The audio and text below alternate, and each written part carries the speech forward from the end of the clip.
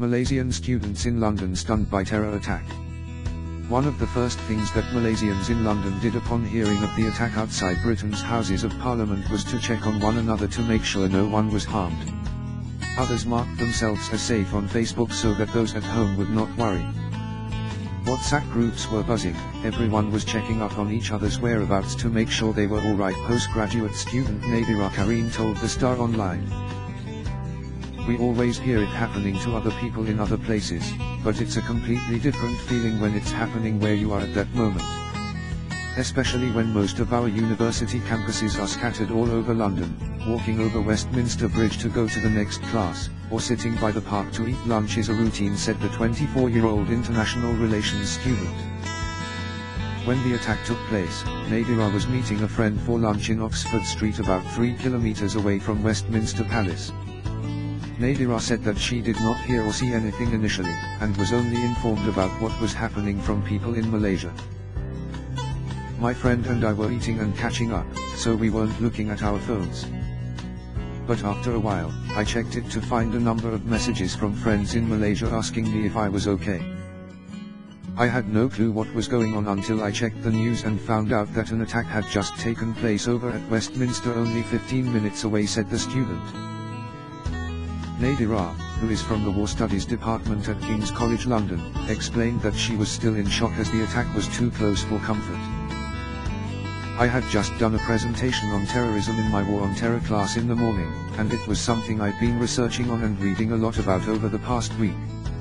So to suddenly hear about it happening in real time a stone's throw away, I was completely stunned, she said. I couldn't believe it was happening. Here I am at Oxford Street, one of the busiest places in central London. Of course I couldn't help but to feel scared about the possibility of an attack here as well, she said. When Nadira spotted a few military helicopters in the sky and found that the London Tube service had been suspended, she knew that it was a serious matter and headed home as soon as possible. International political economy student Asia Ann, 25, was in the King's College London Library at Chancery Lane, about 4 kilometers from the scene of the incident. I was working on my laptop at the time and received news on my phone within 5 minutes, she said, adding that she later heard helicopters hovering above. Although Asia saw some students pick up their phones to make calls, she described the situation in the library as calm. However, Asia is concerned about any anti-Muslim sentiment that might grow following the attack. I feel a little worried because I saw some tweets targeted at Muslims. And in the midst of Brexit, there is a heavy anti-immigration tone, and that's a bit terrifying, she said. University College London, UCL, student Abel Law, 21, is keeping caution after the attack. I initially thought it was a joke because I did not believe something as serious as this could be happening in the city where I was living, the law student said. I'm very, very wary of crowded areas and a little bit afraid to go out for the next couple of days. I'm also extremely confused as to why the terror attack would take place at that particular time in London, as well as the motives behind the attack.